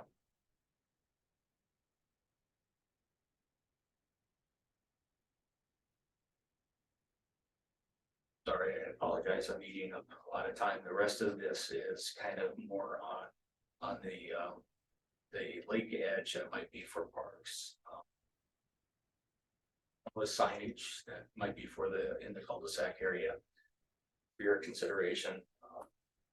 You already mentioned the no parking, John, in the cul-de-sac. I would also suggest maybe no idling. And short-term offloading only.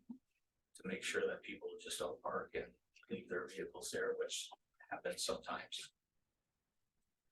Oh, yeah, usually that's covered by no parking, that if somebody needs to unhitch a trailer or something, that's a 5-minute thing, but they're not just gonna leave it there. I'll skip down and looking at still kind of in combination with the ADA access from the street. On the north edge, I kind of depicted where that ramp is. Should something along the lines of that ramp being widened a little bit so an EMS or ADA vehicle can pull off a little bit more out of traffic and without the curb in a way.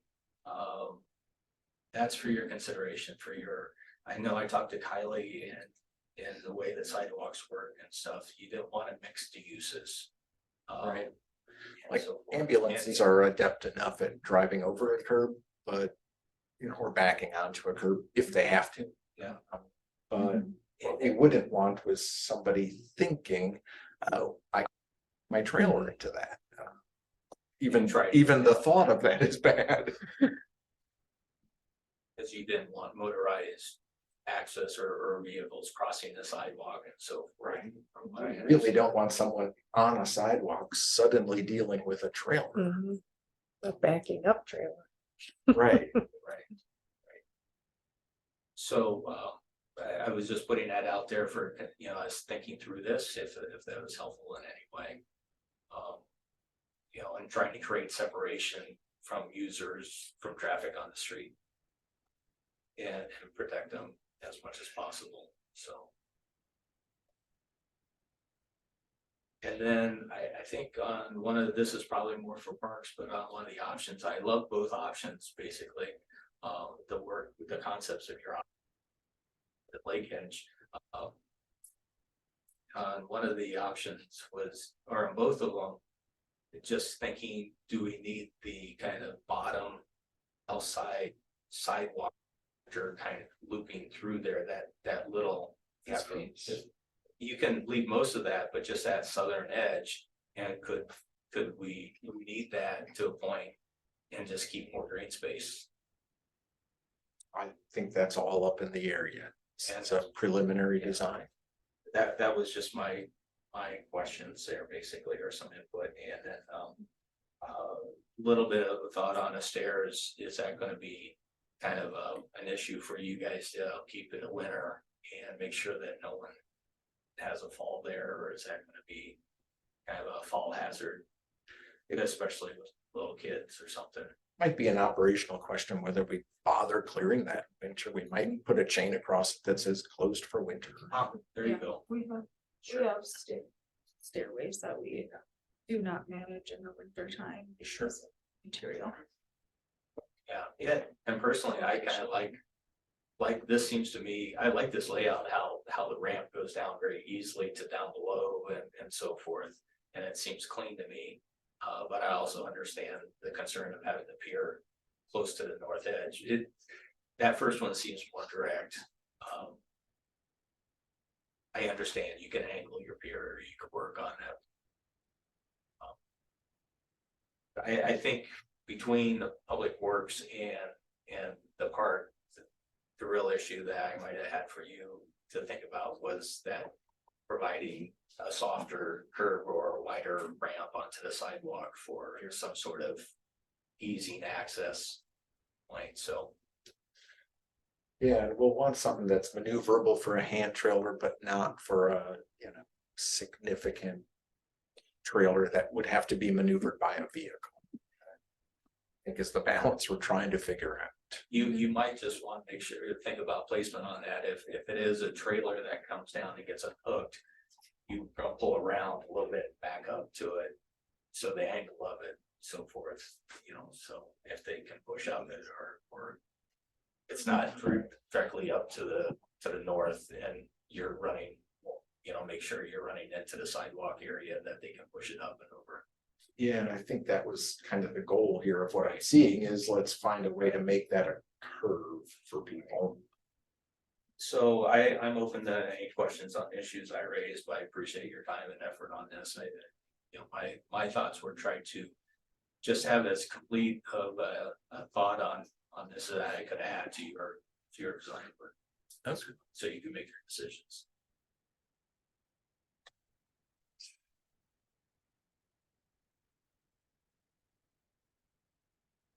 The other question or policy note I had is with cost estimates.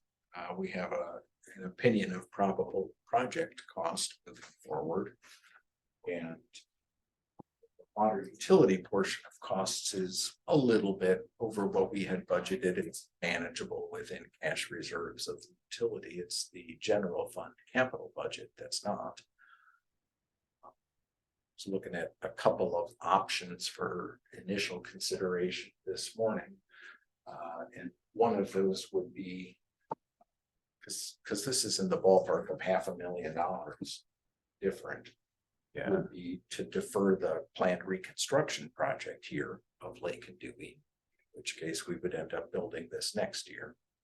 The biggest effect to us, I think, would be the continual water main breaks, but we had a pretty late design start and it's pretty aggressive trying to get this out for bid in the middle of winter anyhow, which we're still hopeful for. But I know there are some hurdles to overcome yet with final design. The second option, so that would be option one, is just push this project backwards and rebudget it for 2025. The second option would be to defer Plan 24 resurfacing of both Kenyon Drive and cul-de-sacs. That's about $380,000. But also the resurfacing of the downtown portion of Elmwood Avenue from Parmenter to Bristol.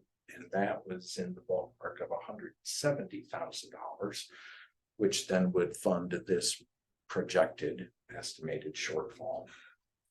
And a third option would be to defer the resurfacing of Kenyon Drive, which is that $380,000, and look into use of park development funds just for this east end near shore infrastructure, which was about $207,000 in the estimate.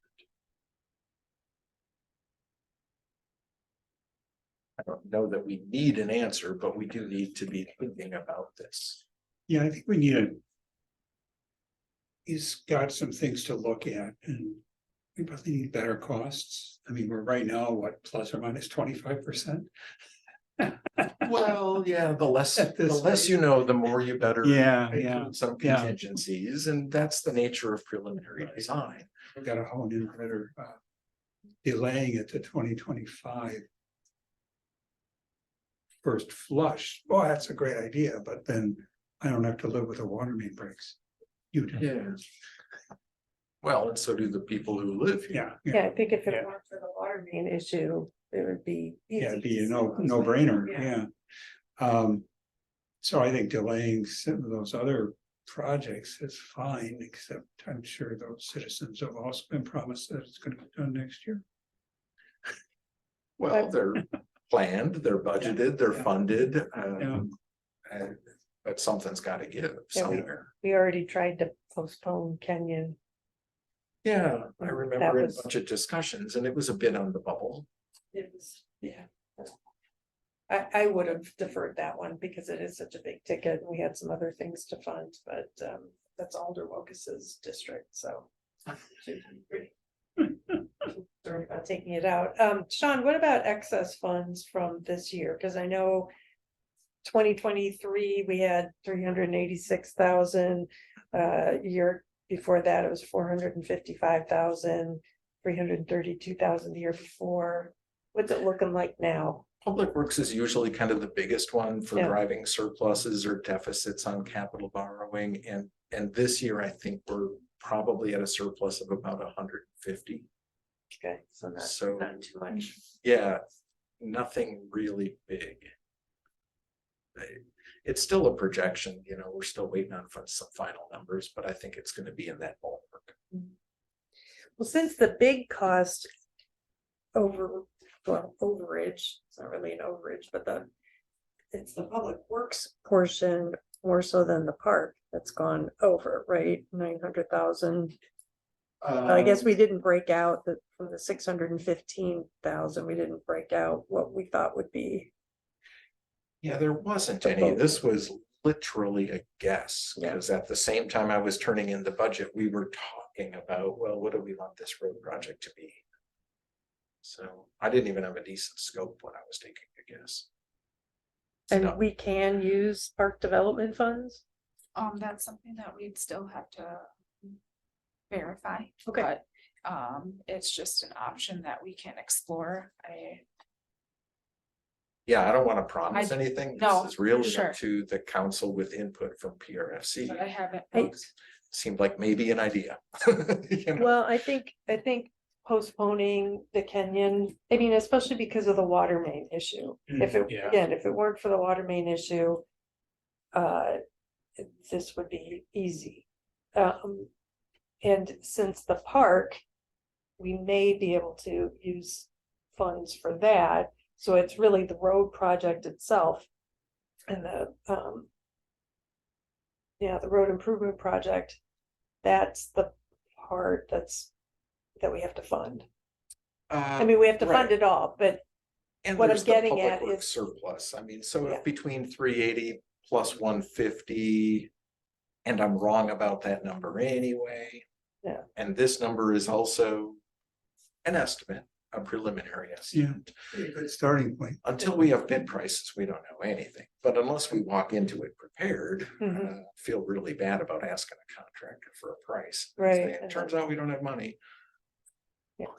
Happened before. It has happened. We really try to avoid it. I like way too often. Yeah, I know, right? And it never makes you feel good. You know, so I can't say that these are numbers that are gonna turn out.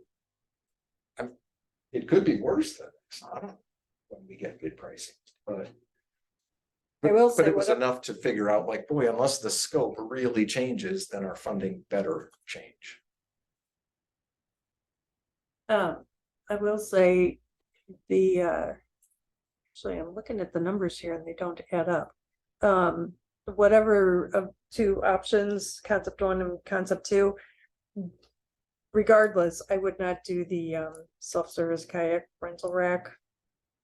Or the kayak rack, which are showing up as $100,000, even though it looks like it should only be $23,000. I'm not sure what's going on with that. I didn't include those anyway. Yeah. Cause I Yeah. thought amenities are beyond my Yeah. project scope, but Yeah. we Right. wanted to give a place for Sure. them. Yeah. I like the idea of maximizing the green space. I was wondering if there is a way to, to blend these two designs so that the pier is as it is in concept 2. With the pier pushed south. You're pushed south and have, okay, so have the get rid of the wall, do what Tom was suggesting and maybe add green space where there's sidewalk right now. Like there's just too much, I think both designs had too much concrete for my taste. But if the part on the inside of the what's right now a wall, if that were similar to concept 1, but came out to the pier. See what I mean? Because you're trying to not have a sharp right turn. Where? Guess what I'm trying to say? Go to the next one. Okay. What I'm trying to say is, like, I thought about, well, why not have the, and I'm sorry, folks who are online can't see this, why not have the launch be from here and then come down to here, but you don't want to have anybody unloading and trying to launch when somebody's got a driveway right there, right?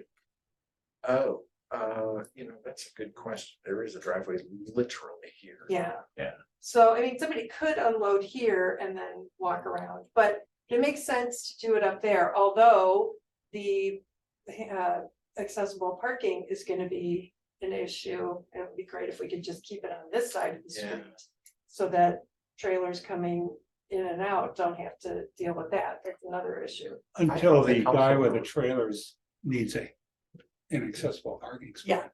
Yeah, that's true. And I thought He's the council really- direction was to use the north side sidewalk. Yeah, right. All right, What- Chair, So what I'm I'm gonna suggesting take a is 3-minute this. break. Oh, hang on. Oh, sure. I'd request a 3-minute recess so that we can Okay. attend to our Excellent. personal needs because this meeting is on for 2 hours. I was gonna suggest the same thing. Yeah. There with. All right, we will resume at 8:20. I'll be holding down this whole corner of the table. Okay. I got that, we'll balance. Before I came in. I didn't, Tape continuity purposes. But now we're ripping apart your designs, kind of like.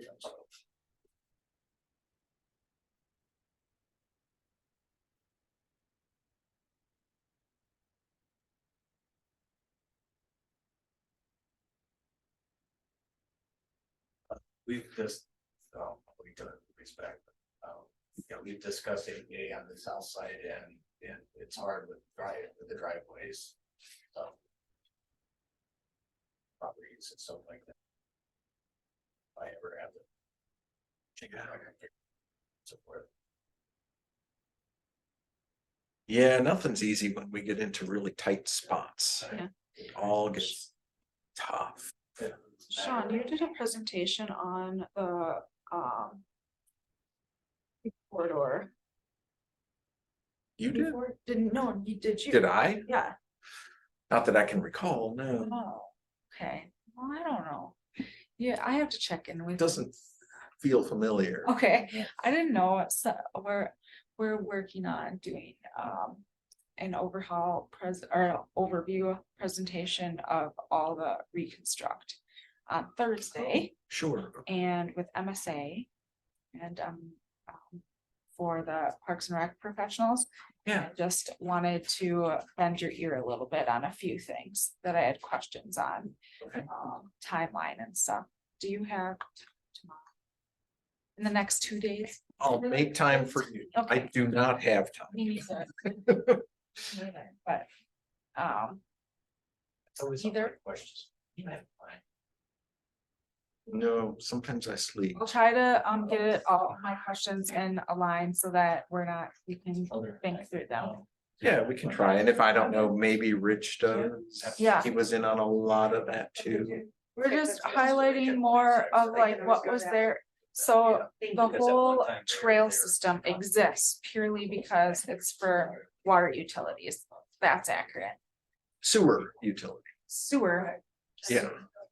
Water. We largely built that because we have all those manholes that on occasion need to be accessed. And that all Those goes. creek into this. crossings with the little fords, the stepping stones. Yeah, that's. all Those for- stepping stones are concrete encasement of our sewer. Okay. We wanted to make sure the creek did not undermine them. So we, in case that, we thought, well, while we're here, Yes, let's put stepping stones there. It is now 8:20 and I just wanted to show one thought, and that is to take,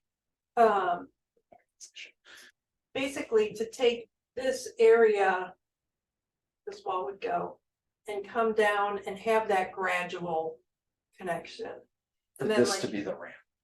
right, get rid of the wall, green, gotta keep the Pebble Beach, but you see what I mean, like to take that configuration in concept one and impose it on this.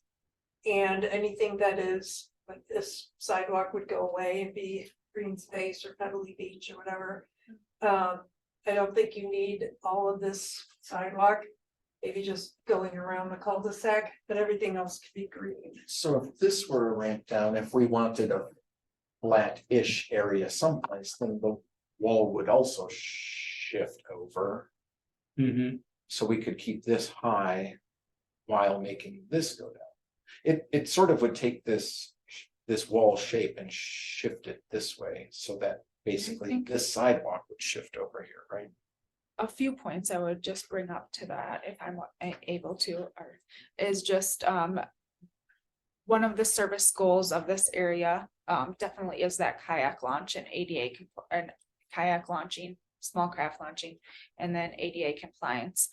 Another one was overlook or viewability of the lake, so people can have a view. So I think that is what are the option one of having, and however that is with staying in riparian rights, having it where the lake is, what is that, more south, so people can view the lake and that overlook area. Oh, that they would more see sort of the capital view of the Yeah, lake. I don't know, Without boat. that was brought up as a. Their way.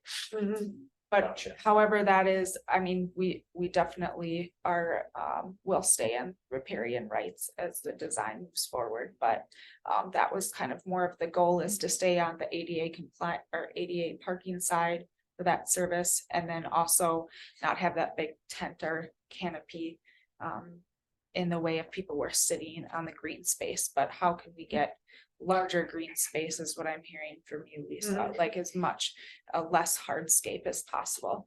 Right. Okay. So I guess it might not need this sidewalk if nobody wants that.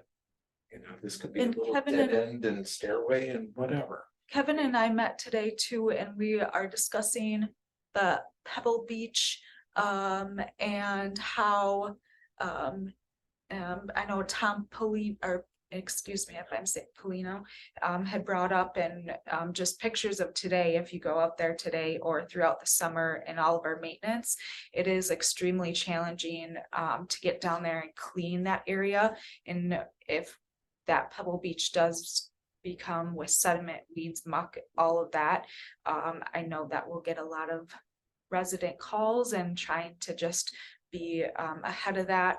Maybe Kevin and I were kind of brainstorming, or we were going back and forth, or not back and forth. Kevin provided some pictures of just putting riprap along the whole shoreline and creating that elevation where it would all be green space there, as well as another idea. Is that With no sort of beach area, because like this.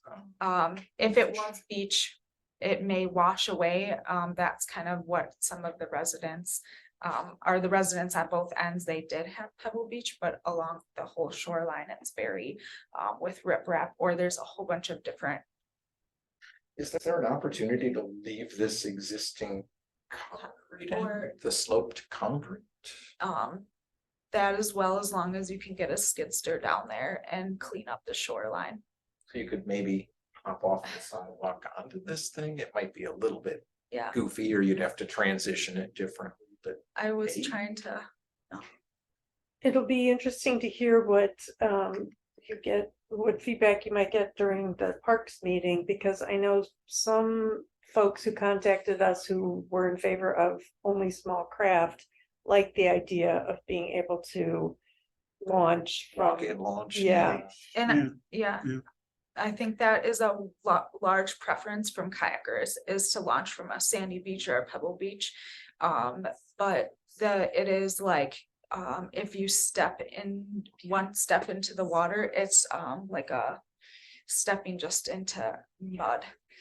And so unless it could be dredged, I mean, even if they dredge that again, I'm just concerned about launching into a nice area. And we, Kevin and I can take a look, or Emma from MSA can take a look at different kayak launching that is in a favorable way from the pier. I know the pier that we currently have is a little bit hard of the elevation it is from the water. There are different units that are actually very conducive to yeah, that, like but- you almost want to do that.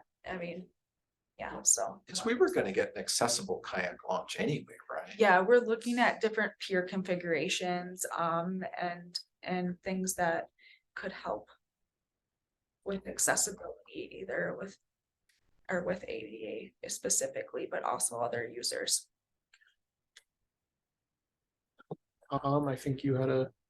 Just a informational point, a lot of the muck and stuff that's down there.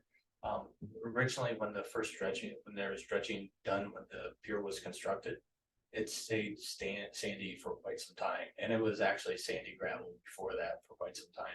A lot of the sludge and everything that's in there right now came directly after the Pheasant Branch flood. And a lot of it got deposited down there, so I always anticipated that you would probably be needing to do for the whole area, be wanting to do another ENR grant flood or dredging project to clean it out. Because that's where the springs are and spawning beds were and stuff as well. You could see the fish spawning, the spawning beds when it was cleaned out. And it stayed that way for a number of years till it was 2018.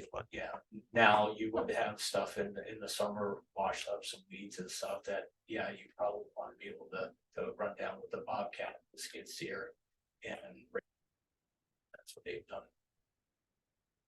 So. Just thought I'd pass that on just for what I've observed. Yeah, it's good to know, because riprap's useless for watercraft. Right. Yeah. You would only be able to use pier. If Yeah. you did. Yeah. Or a low pier, yeah. On the far right, it was walk-in, sand for a long time until just this last summer when water got so low too.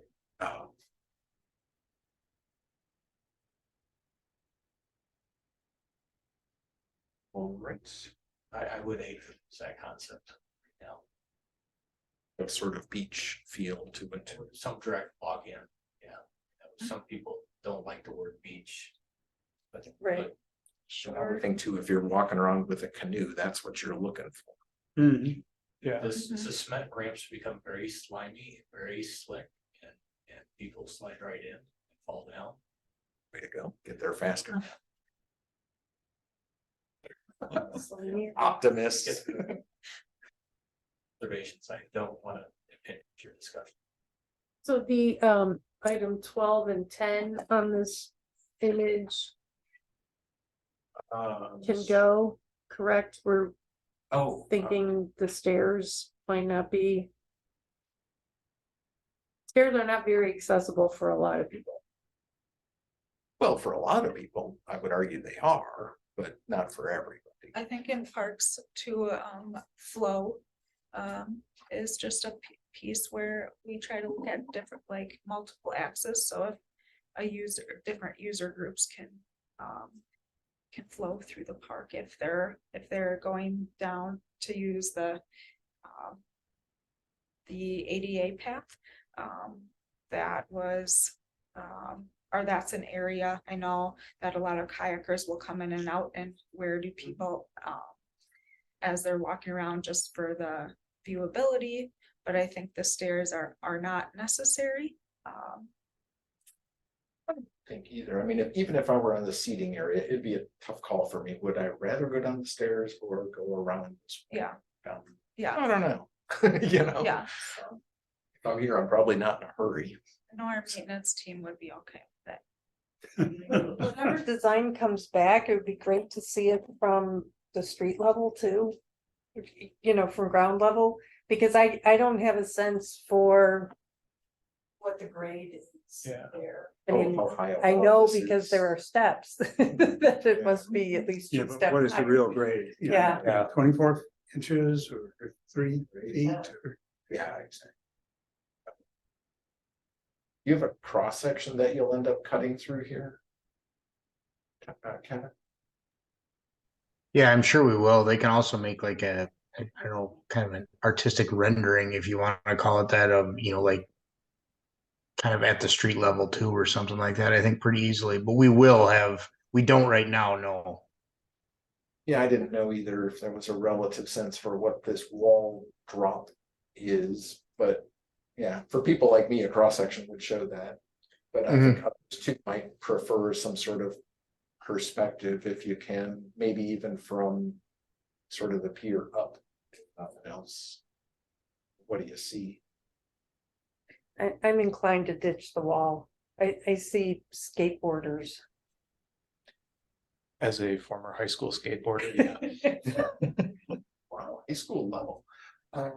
You mean jumping down the stairs? Just, Or If Well- you can make a bad choice with a skateboard at that age, you will. the retaining wall itself? Well, that's part of the thing, right? So if we want this to be flat and relatively road grade, but we want this to be dropping down, Mhm. really the only way to do that is with a wall or If it's a lot not of concrete, space. They're not really skateboarding on it, if it's stone. I've seen, yeah, like Yeah, we'd have to put the little like the chair said, I've anti-skateboard seen knobs kids on. Well, that too. really down There's some ways that you, I mean, the whole Port Washington lakefront was a concrete wall and we put on like Those little different- bolt-on bumps or put something. different stripping on there or to deter that, but I think railing or that we still, yeah, I think once you look at the grade change, something has to be there. Okay, Just to circle back onto the finance side for a second. We do have the kayak launch included in the budget, and if there's an issue with funds, we can defer the self-service rental rack for a different budgetary cycle, right? There's nothing stopping us from, you know, if there's an issue of a gap. I mean, it's not gonna close the entire thing, obviously, because it's 23,000, but if I didn't include these in the okay, numbers at all. all right. can you tell me, am I reading something wrong at the bottom there? The two like street park amenities? These? Zoom No, in. I think you're correct. I think there's a mistake there, it looks like. I would agree. Or that they don't total up correctly? Yeah, Yeah, Yeah. I'm a broken cell in there someplace. Yep. I wasn't even looking at those numbers because I thought yeah, that's a different budget, different project. Yeah, We want to get all the infrastructure in, but not the amenities. stuff above grade, yeah, benches or any of that stuff. Yeah, So I wasn't too worried about that. Yeah, so I guess the one thing I didn't include in what I was just talking about is the potential carryover of excess capital funds from 23, which, you know, I think are gonna be in the ballpark of 150, so that might save Elmwood Avenue.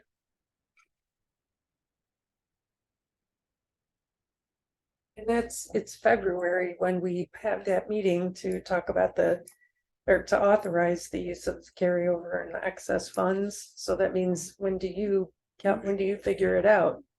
Early January? We've been doing that since November. Okay. Trying to chase down what are our outstanding bills, and what do we expect to still have to carry over in the project. So we keep getting closer, and I keep giving Bill updates, but at some point I stopped giving him updates because I'm like, until we have final numbers now, I don't want to keep confusing you. Yeah, whatever you give them, they're gonna run with. Yeah, it's always a question of how wrong these things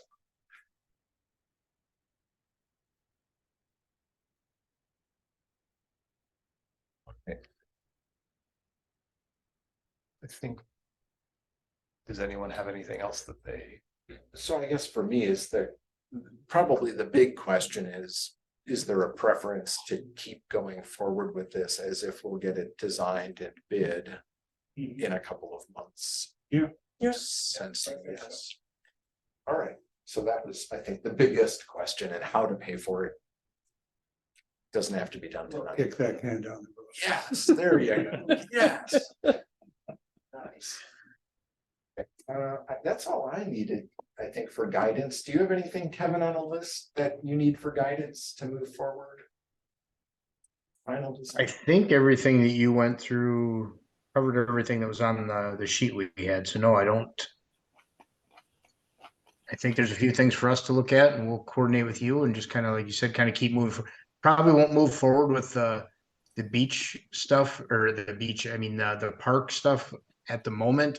We'll just work with Kylie on some of the concepts, and then wait till I assume the park and meeting next week and stuff, just to see if there's feedback there or anything too, and then try to do more of that then.